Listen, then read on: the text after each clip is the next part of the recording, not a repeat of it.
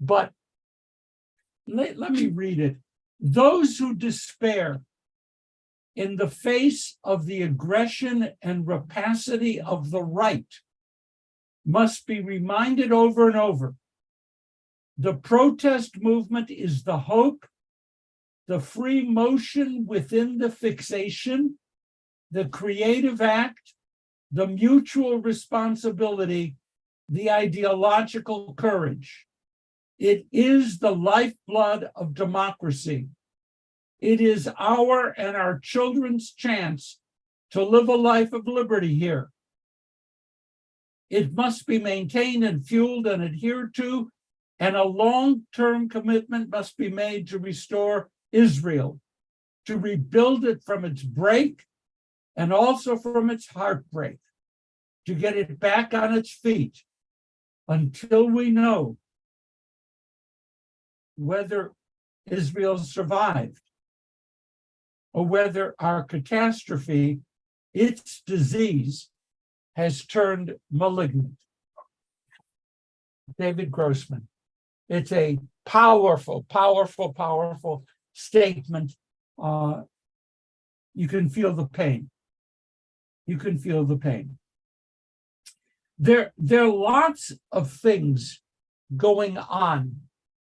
And I sometimes like to go back to the era in which I was young, like you.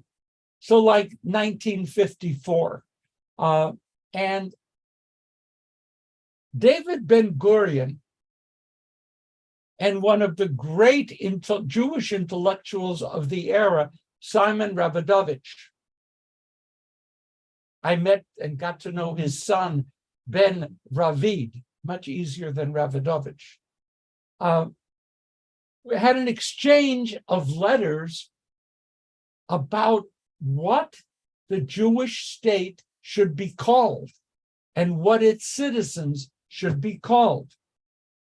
Ben-Gurion wrote in 1954, "We are all Jews. We are all Jews. We are all," forgive me, Julia, don't yell, "we are all sons of the Jewish people." Okay? But only the citizens of the Jewish state are Israel. That's quite a statement, okay? But the exchange goes on just a little bit more. Oh, Ben-Gurion wrote this a month later. "I believe in the shared destiny of the Jewish people. And when I say Jewish people or the people of Israel, I include both the state and world Jewry as well." So Jewish people is all the Jews in the world,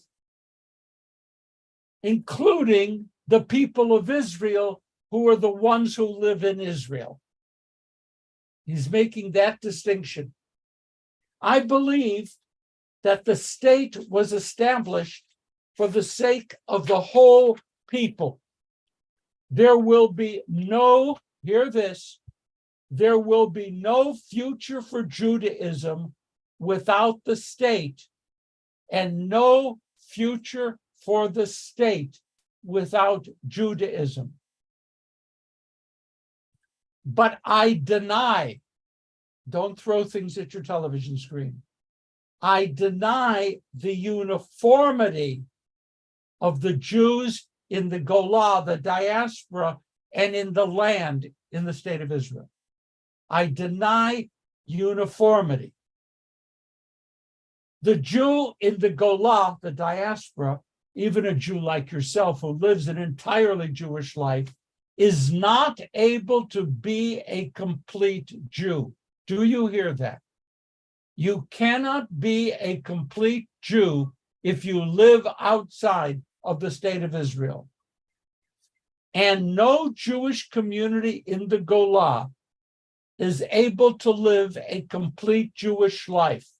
Only in the state of Israel is a full Jewish life be possible. Only here will a Jewish culture worthy of that name flourish. a whole Jew and a whole man without a split or division between Jew and man, between citizen society, is not possible on foreign soil. The Jew in the Golah is split, torn, and divided between two struggling realms, and can neither be a complete person or a complete Jew. I'm going to stop with that. And to pause for a moment if anyone would like to comment on what he said. On what Does that mean we have to make Aliyah, Rabbi? Pardon? Does that mean everybody should make Aliyah? I've always wanted to make Aliyah and have dual citizenship. Yeah, I mean, I think Ben Gurion of blessed memory would approve. Susie? Susie, unmute, Susie.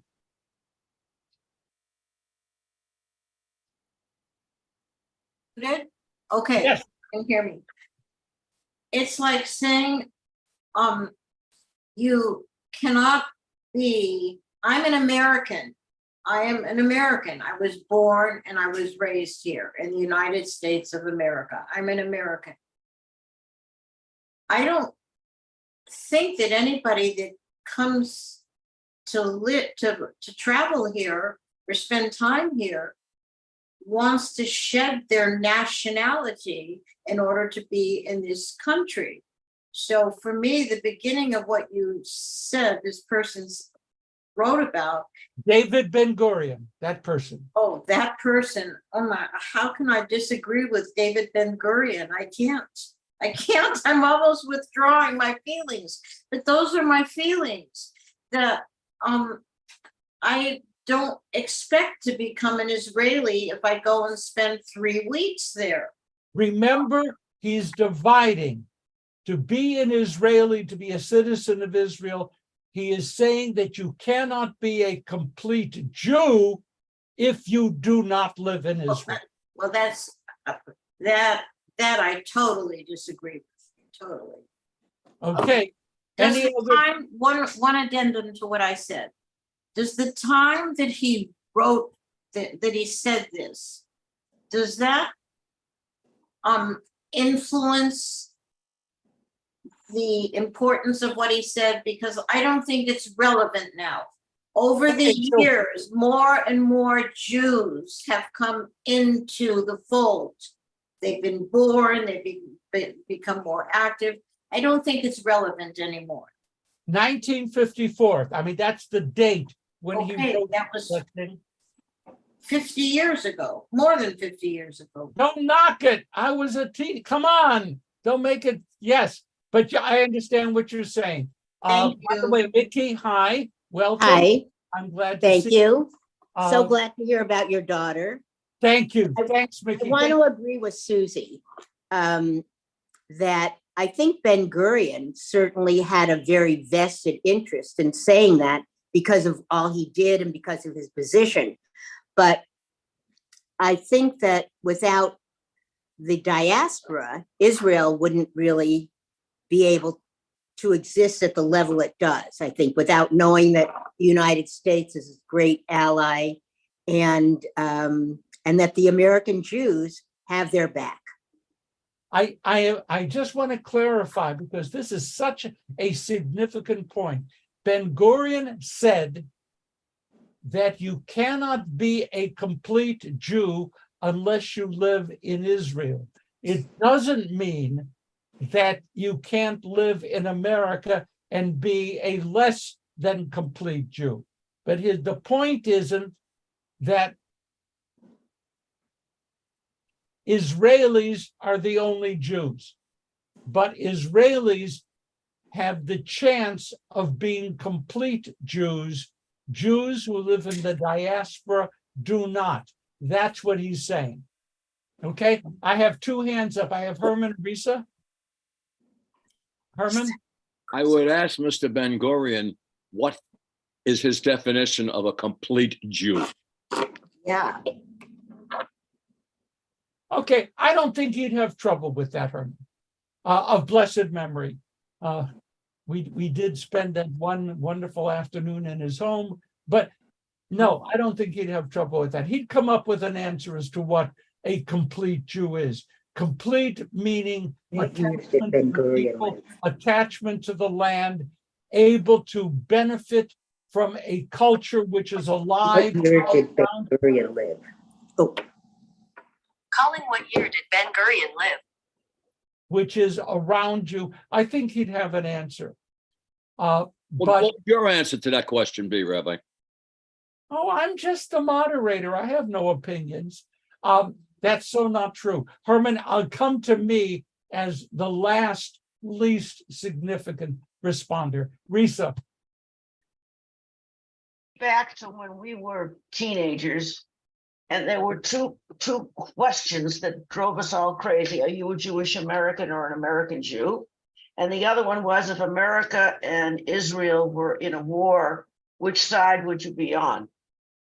So that question, which has by the way, no, just stop with that. Those questions were in our high schools and in Jewish discussions constantly. They're real. Go ahead. I'm sorry. and the other thing I have to say is, we had a reunion recently online with kids who were in their early 60s now, I think, that we took to Israel when they were 16, and they stayed for 4 months with a family after we left. It was an exchange program, and we led the Old Palm part of it. 1973. 1973. To hear those young people in their 60s now, to have them talk about their connection to Israel, what they're doing with their Judaism, how they feel about their legacy, and they feel that it was so transformative that it was important to pass that feeling on to their children and their grandchildren now. And I have to tell you, when we made Aliyah, we were so excited, and we lived our lives every single minute by the calendar with a Jewish environment. And I have to say, I paid attention to my Judaism more. Maybe I didn't feel it more because I was strong in my Jewish identity before I went, but I certainly felt a difference when we lived there. Thank you. Steve. Well, I actually have two comments. The first, which I think makes his statement resonate with me, is I do believe that in Israel, you don't experience some of the conflict you experience in this country. Like on Friday night, do you go to your high school football game or do you go to services? Saturdays, the same. There's far less of a pull to do things that you might, where you have to make that kind of a choice. And the second really is my question to you is any of that related to the fact that we have this whole bunch of commandments that don't apply to diaspora Jews, that do apply to Jews in Israel, such that they're actually fulfilling commandments that don't even apply to us, that we're unable to fulfill? What Steve is referring to, among the 613 mitzvot, the 613 commandments, all but 100 refer to Jews in Israel, in the Holy Land, whatever. And that 100 referred, to Jews living out wherever they happen to live. But the majority, overwhelming majority of mitzvot are teluyot ba'aretz. They're attached, dependent upon living in the land. That is definitely true. Steve, did you finish your comment? Yep, those were my two remarks. Okay, that's good. That's good. Anyone else want to jump in? Donna? Rabbi, thank you, Rabbi. I was going to say, Moshe was in Israel on a kibbutz, my late husband, by Kiryat Shimoni. It was beautiful. I've never been to Israel yet, but they had this Messianic movement, and they called the Messianic Jews completed Jews. That's what they call them. let me just address that and move on. Yes, sir. Messianic Jews are not Jews. No, they're By not. Let me finish. Yes, sir. By any standard created by any organized Jewish structure, community, institution, whatever. Mhm. They are people, Messianic Jews are Jews who believe that they find a completion in Judaism by accepting the divinity of Jesus. That there are so few tripwires by which people move out of Judaism. Hmm. Ignoring everything doesn't kick you out. You'll still get a bill from Federation and whatever. It doesn't kick you out. Affirming a different religious tradition, you're out. Mhm. That's Agree the with- only thing that could do it. Eating, oh God, what's the most horrible thing that you could do? Eating pork burgers on Yom Kippur, right, Really. does not invalidate your Jewish identity. Becoming a Messianic Jew, should you wish to become part of the Jewish community, you would have to convert. There is a tradition in the Talmud that says the following: Yisrael afa pi shechata Yisrael hu. A Jew, Yisrael. A Jew, even though that Jew sins, is still a Jew.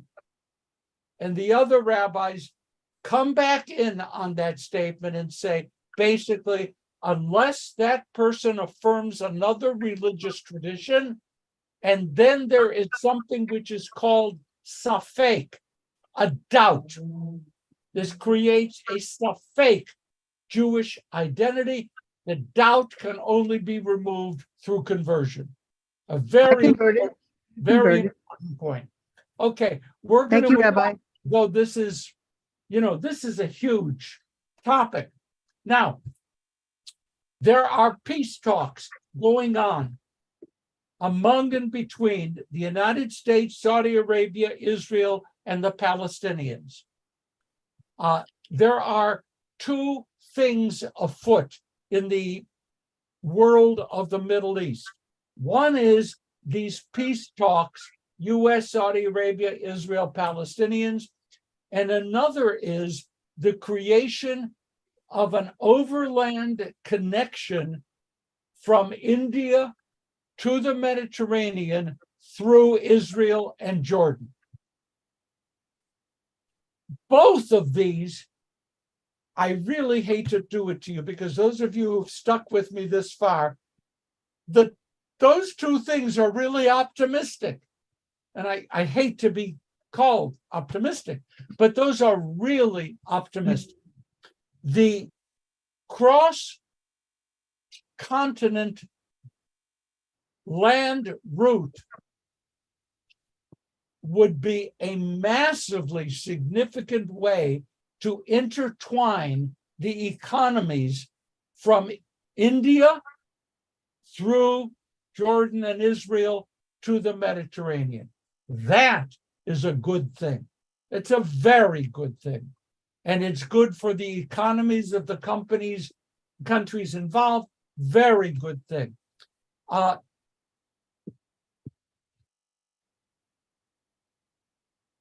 That piece is moving forward, and I hope we will see in the next few months, whatever, something positive come of it. That could be fascinating. Next, the US, Saudi Arabia, Israel, Palestinian conversation. We have mentioned that before. Saudi Arabia, for the price, and here's the word that we use, of normalization. That's what we're talking about.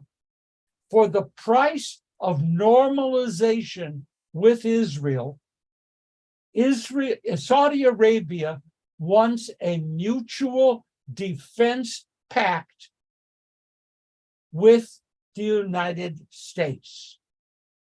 The same kind of treaty that connects the United States and Japan and the United States and South Korea. It's not a NATO, Section 5 of the NATO thing, you know, what an attack on one is an attack on the other. And that's one of the big things they're fighting about in Ukraine or Russia today. Because if Ukraine becomes a full member of NATO, that puts NATO directly on Russia's border, and any act of aggression by Russia against any of the nations on its border by treaty triggers military response, not a conversation, military response.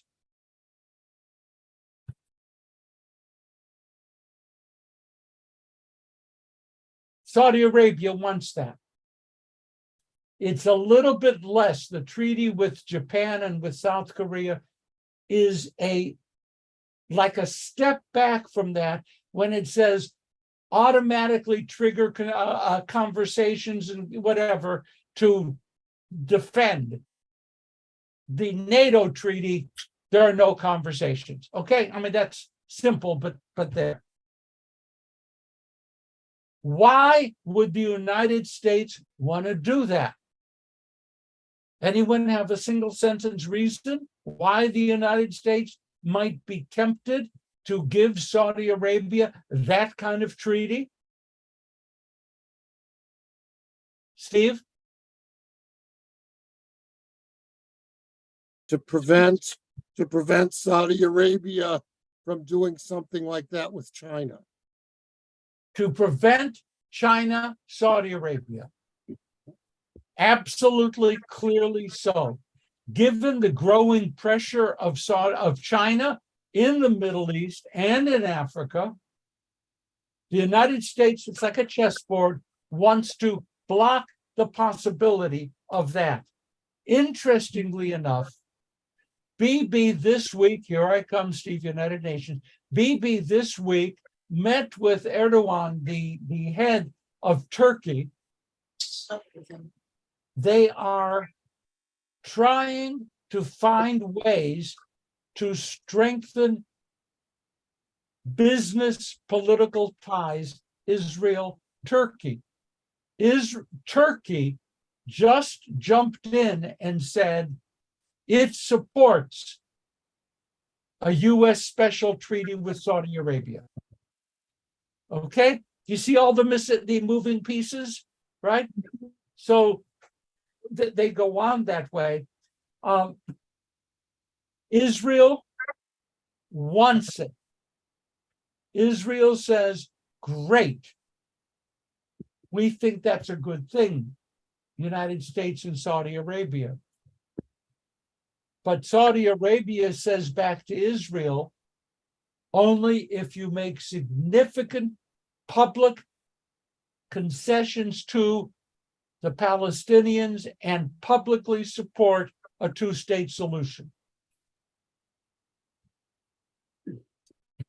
Bibi has given every signal possible without opening his mouth. Unlike other political leaders, Bibi rarely opens his mouth to say something stupid. He could say something mean, but not stupid. Bibi has signaled, oh, we will do well for the Palestinians. We're going to give more money into their economy. We'll help their schools, medical. That's not what Saudi Arabia is asking for. Okay? So this discussion, which is very promising, is going to require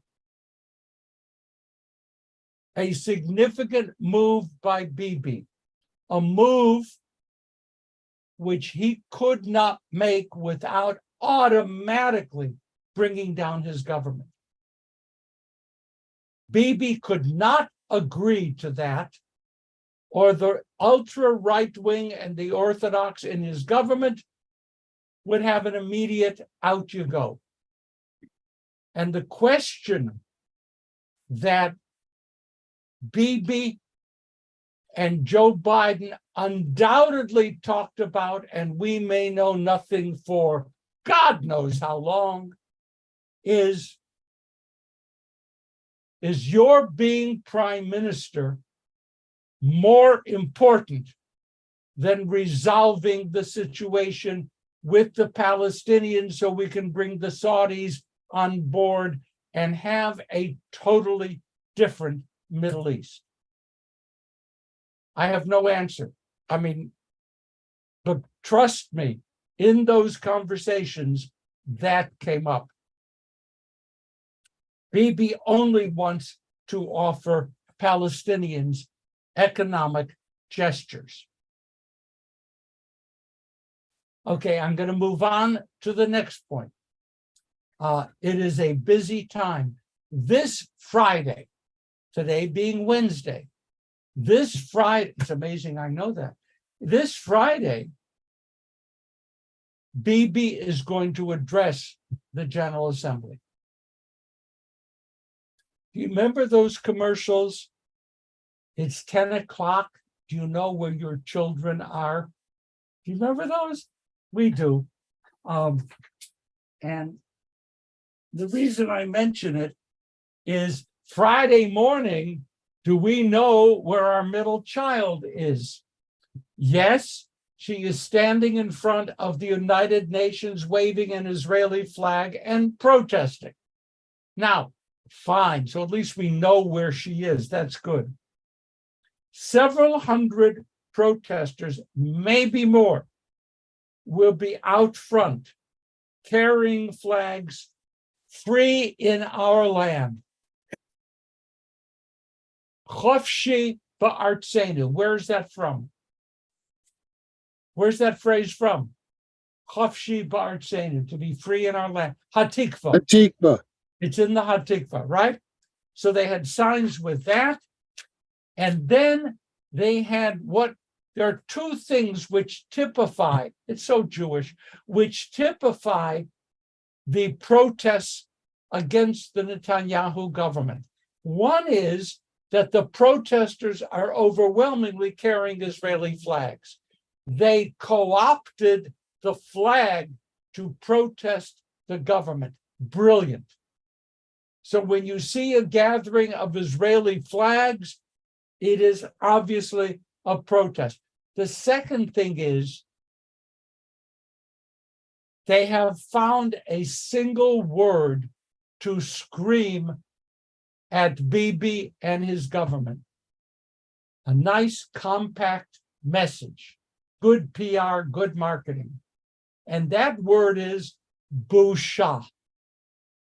Shame. Busha. They don't have to, give along this, that, busha. And the use of the word busha in Hebrew, it's a very strong word. It's more than shame on you. It's shame. Okay? Busha. So they will be there Friday protesting. What else is going to be happening Friday? The rabbi of the leading Reform synagogue in Manhattan, Central Synagogue, Rabbi Cantor Buchtal, will be participating as an official speaker at the protest. The other official speaker will be the rabbi of the Fifth Avenue Synagogue, which is the leading conservative synagogue in Manhattan. Wow. Okay. Big guns. So, I don't know how to do this. Alan Dershowitz, don't roll your eyes at me, please. I'm very sensitive. Alan Dershowitz has issued a statement.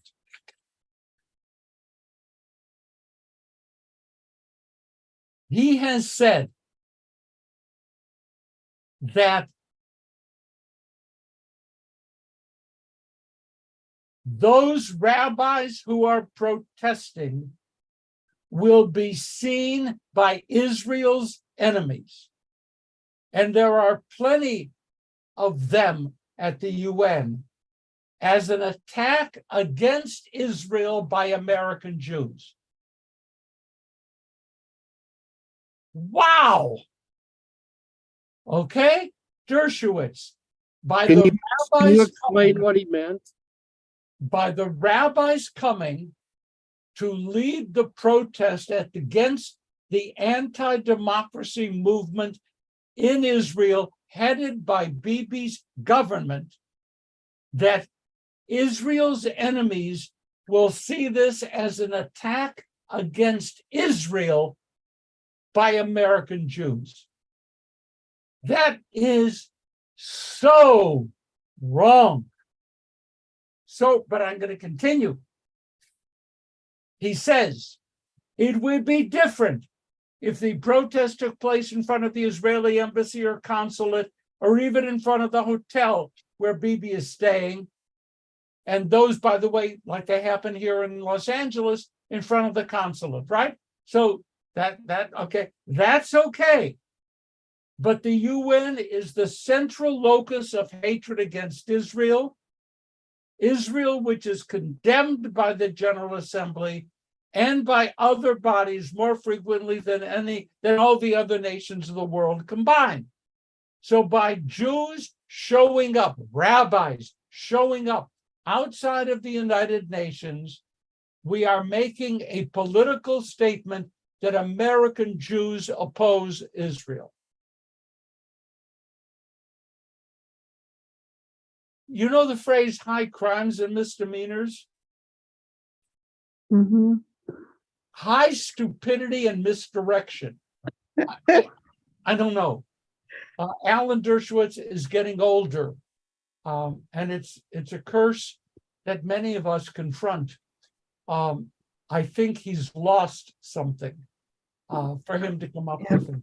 But okay, I see Harv. Okay. In the Midwest, we have a term, and I'm from the Midwest. They have a term for what Dershowitz says. It's horse petroleum. That's all I have to say. In Cleveland, we used to say horse apples.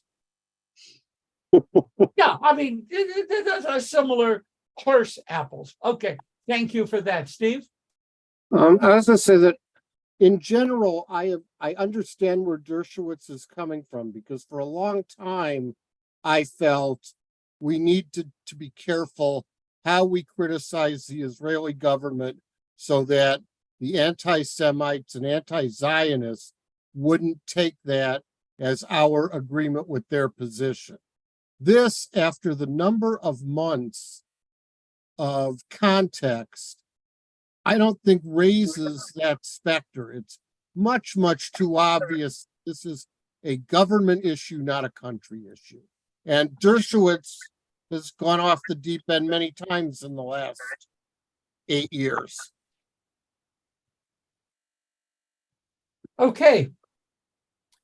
To put this into a different context, there was another meeting there, but with the UN, right? Lots of meetings are occurring.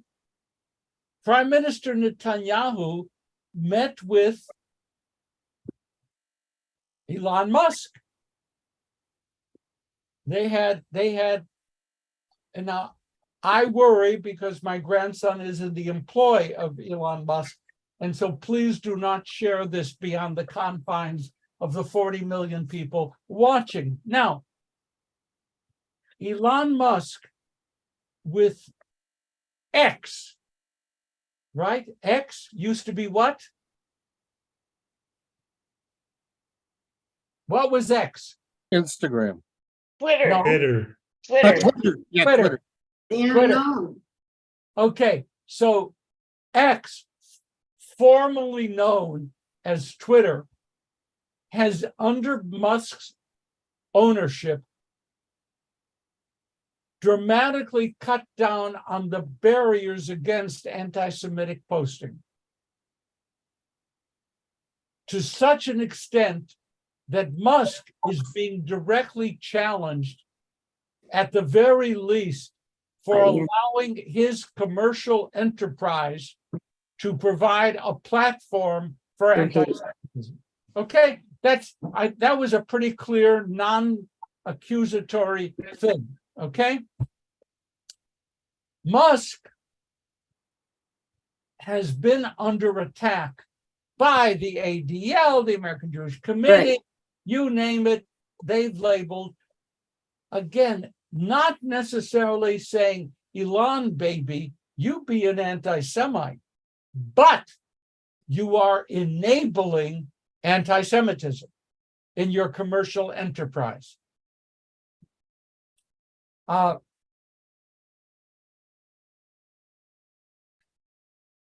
Bibi praised Musk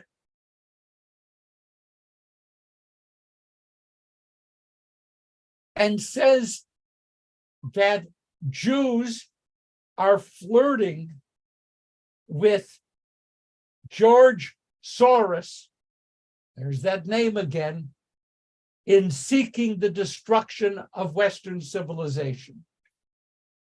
So Musk is saying, I'm opening up the voices here so that a guy like George Soros can't destroy all of Western civilization. And Bibi apparently agrees with him.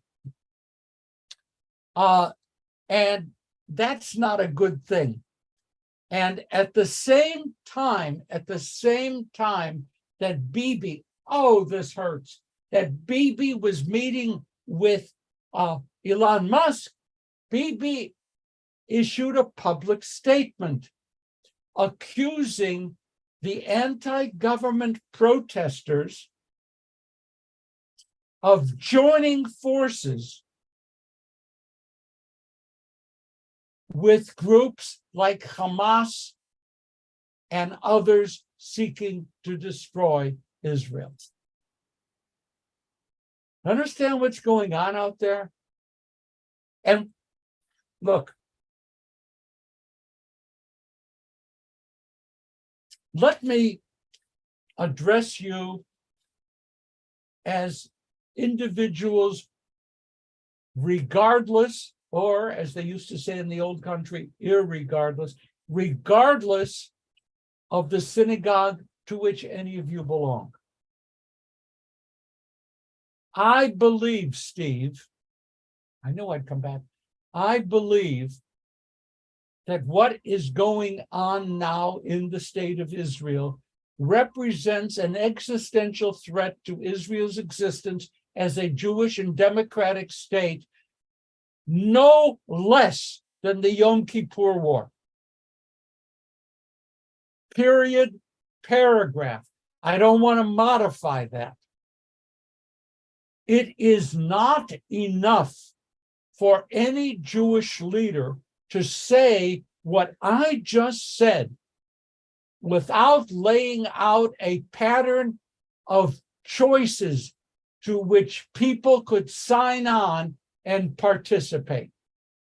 This is no longer Israel's problem. This is a problem for American, North American, world Jewry. It is not enough for us to condemn Bibi or condemn Smotrich or Ben Gvir or the ultra-Orthodox for subverting and destroying the fiber of democracy. What I am saying here, and I deny that I ever said it, what I am saying here is that if any of you agree with me, you, forgive me, I don't use this often, must find a way to become actively involved in supporting the protests. That makes me less than fully open to the position that both sides have something important to say. I am not there. And I will stand with that. I have to tell you, My reflexes are poor. If you start throwing things, you're going to hit me. Okay? But it's not good enough to be upset. I know, Julia's here, I know that the women of Reform Judaism are doing a lot more than protesting. Is that right, Julia? Yep, it's a big concern. Okay. What are the women doing? Well, we support the RAC, and I mean the IRAC. We work very Israeli Religious Action Center in Jerusalem. right. We're very involved with IRAC, and that's in and of itself support of this position, because IRAC is deeply opposed to these constitutional threats. And when we were in Israel for our trip in May, some of us planned to attend, and some did attend these demonstrations that have been going on in Israel. So it's of huge importance. It's huge importance. Thank you. Women of Reform Judaism have people attending the rallies and protesting. Okay? They're May I doing. ask you a question, Rabbi? Pardon? May I ask you a question about? Can you wait just a moment? We will No, get. it's about this. It's about this. Okay. So It's about the again, protest. I repeat, without due regard for people who disagree with me, because I am fundamentally unemployed. I don't Without disagree with you. I agree with you. Please, Oh, without due regard to the other positions, I am saying on this almost Erev Yom Kippur that I believe Jews have an absolute obligation to find a way to express your support. It may be through the New Israel Fund. It may be through supporting the women of Reform Judaism and their activities. It may be, what is the name of that thing? I keep forgetting it. Unacceptable or whatever it is. Is that it? Unacceptable. Unacceptable. A great, sudden, grassroots, great organization of Israeli expats who are doing a fabulous job. Whatever it is you choose to do something. Don't be on the sidelines, because, folks, this involves us. I see over here Brad, and then I see Howard. Rabbi, I wanted to ask you this at the last session, where you talked about the dire consequences of this standoff, and you glossed over the possibility of some type of compromise. Is there a possibility of a compromise here, and what shape would that take? You want me now to occupy the aging body of Henry Kissinger. I'd rather keep my own body at this point. He's worse off than I am. Okay, Julia posted the email, the contact with Unacceptable. Thank you. It's in the chat. Thank you. Let me say this, Brad. No one side is going to win everything. It can't be that way. What is going to happen is there will be some movement on all sides. So Israel needs judicial reform. It does. Most liberals, conservatives agree. What's wrong is the takeover of the judiciary and the diminishing of the court's power in favor of the Knesset. That is what is fundamentally dangerous. So you say, what could be? I think there is need for a common conversation. How can the judiciary be made more responsive to the people, more, whatever, have a representative seating of the 15 justices? there are places, Brad, where conversations can occur. The problem is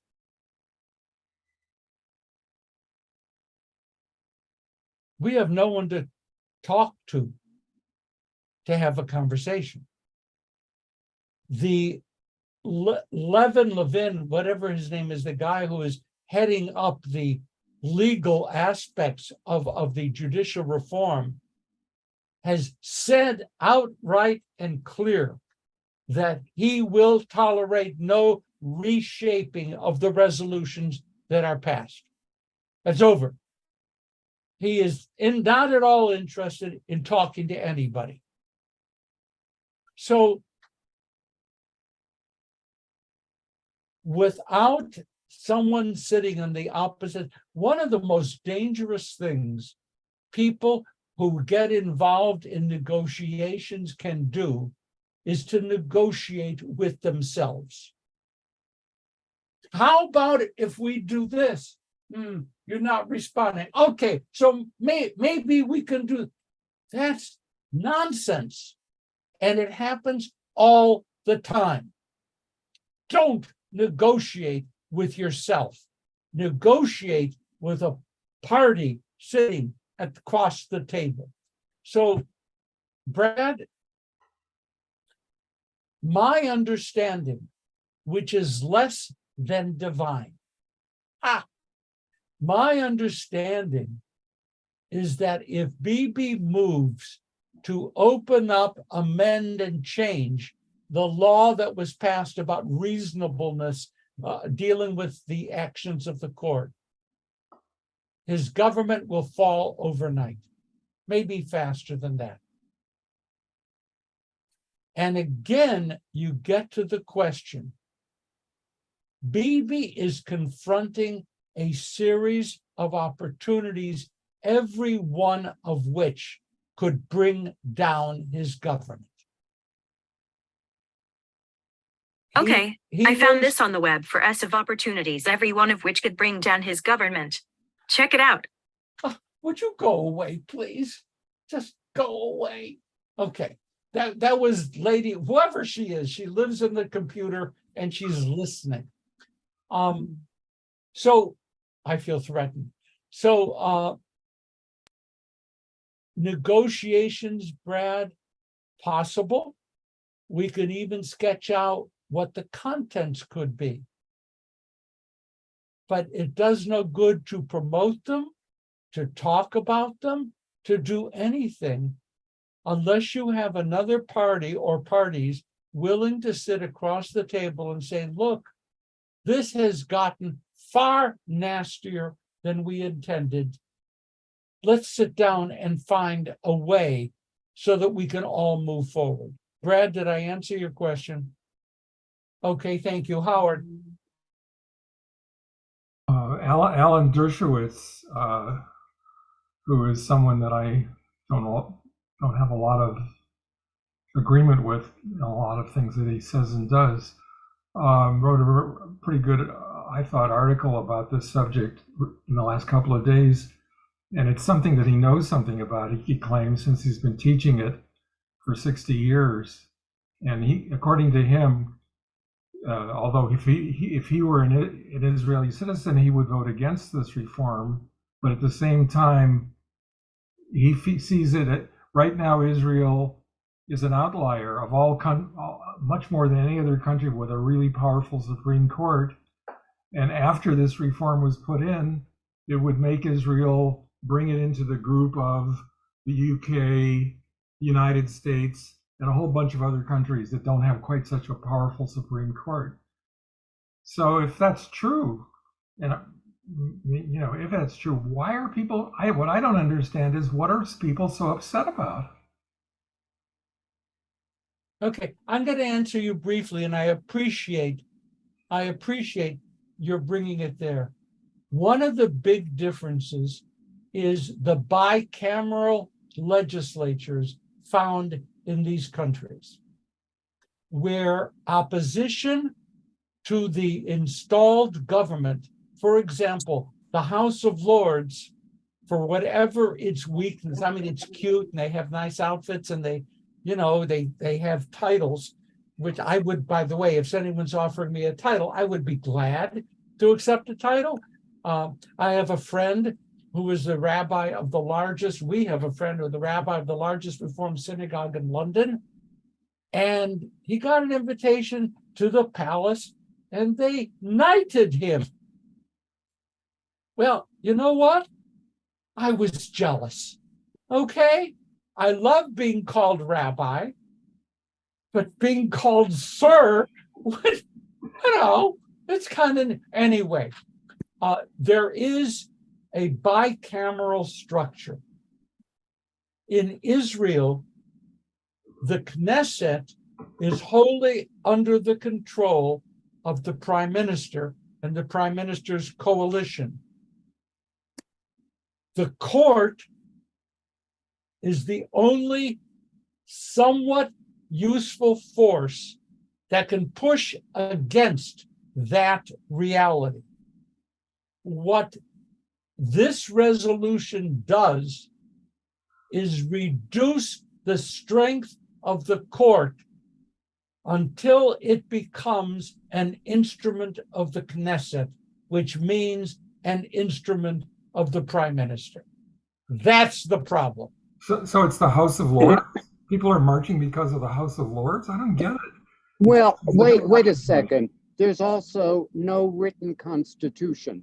And so that you is cannot compare the United States to Israel. We have a written comparing constitution. We have a bicameral. We have a bicameral legislature. We have a written constitution. We're not comparable. Howard, Bicameral. next, I promise. Brad, finish, then Howard.